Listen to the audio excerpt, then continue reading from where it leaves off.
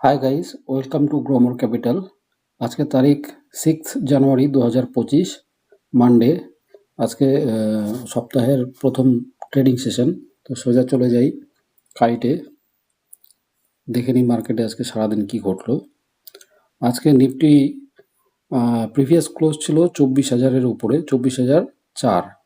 তো ওপেন করলো 24,045-এ, মানে 40 পয়েন্ট গ্যাপ আপ ওপেন করলো। ওপেন করার পর একটু উপরেও গেল, 24,000 আরও 50 পয়েন্ট উপরে গেল, অর্থাৎ 24,089 পর্যন্ত গেছিল, হাই করেছে দিনের।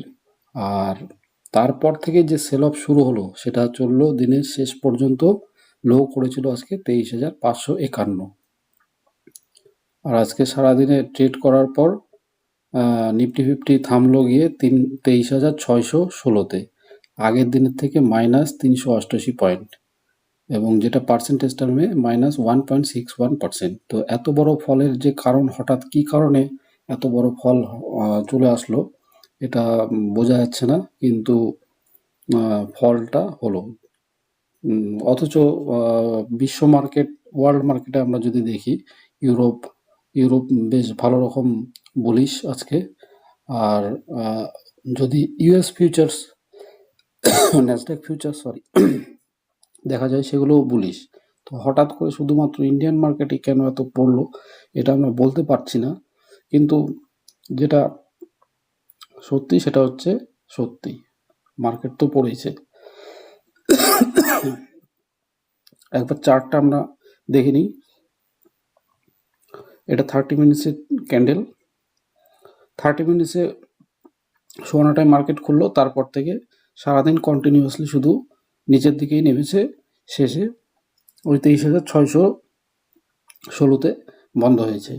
তো আর নিফটি ব্যাংক যদি বলি, এটা আরও খারাপ অবস্থা, -2%।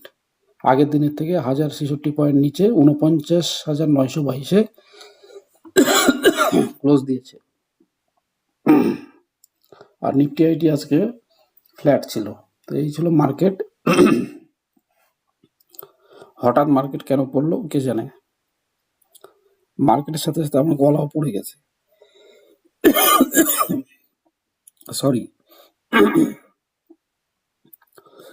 সোজা চলে যায় পোর্টফোলিওতে। আজকে সবই লালে লাল। আলফা -6.30, আলফা ইটিএফ -0.31%, অটো বিস -5.22%, ব্যাংক বিস -7.25%, কনজাম বিস -3.88%, কনজাম আইটিএফ +0.76%, সিপিএসই ইটিএফ -14.21%, গোল্ড বিস -1.94%, HDFC PSU bank -1.81%, HDFC silver +3.36%। একমাত্র এইচডিএফসি সিলভারেই হয়তো প্রফিট বুকিং হলেও হতে পারে কালকে, আগামীকাল দেখা যাক। HDFC SML 250 -3.36%, NV20I +1.26%, silver I ETF -4.97%, ITBIS -5.09%, ITI ETF -0.34%, Junior BIS -5.47%, Mid 150 BIS -1.66%, Nifty 500 -1.05%, Next 50I ETF -1.07%, Nifty BIS -7.04%, NV20 BIS -4.57%, Pharma BIS +0.64%,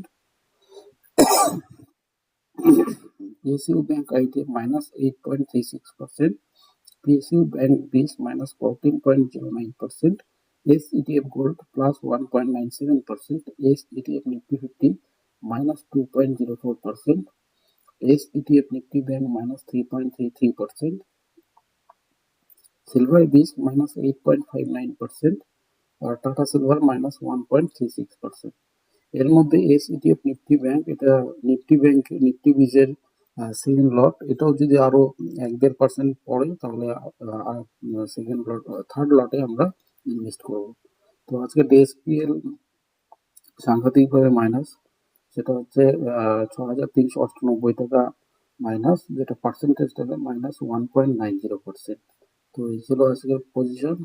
কোনো কিছুই প্রফিট বুকিং হয়নি অথবা বাইংও হয়নি, যার জন্য আমাদের গুগল শিটে আমাদের কোনো রেকর্ড করতে হবে না আজকে। তো আমরা চলে যাই এবার একটু ওয়ার্ল্ড মার্কেটটা দেখে নিই।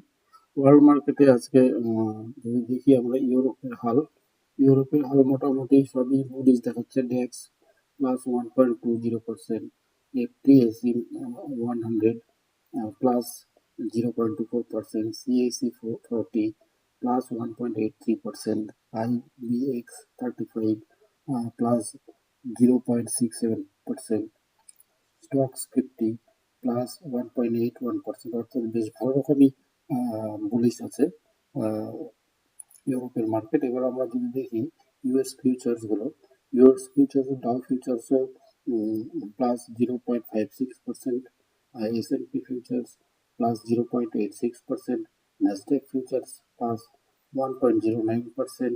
তো সবই তো ঠিকই আছে, আমাদের মার্কেট যে এত নেগেটিভ রিয়াক্ট করলো কেন কে জানে। তো এবার চলে যাই আমরা এফআইআই ডাটা। ডিআই আজকে 5,749 কোটি টাকার বাইং করেছে, হিউজ বাইং বলা চলে। আর এফআইআই 2,575 কোটি টাকা সেলিং করেছে। তো ইনস্টিটিউশনাল বাইং তো ভালোই আছে, 2,2200 কোটি টাকার উপরে প্রায়। তবুও মার্কেট এতটা কেন পড়লো বোঝা যাচ্ছে না।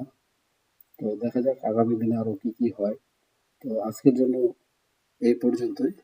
Thank you.